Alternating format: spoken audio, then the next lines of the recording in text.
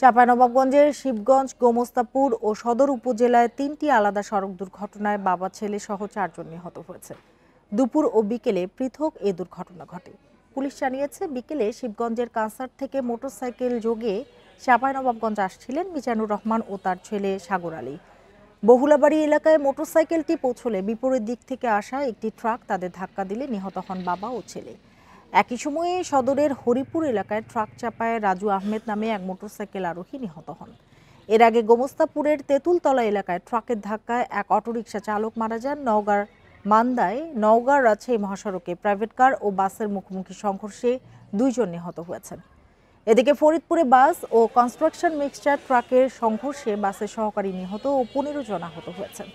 এছাড়া বাগেরহাটের ফকিরহাটে বাসের ধাক্কায় এক মোটরসাইকেল আরোহী মারা গেছেন।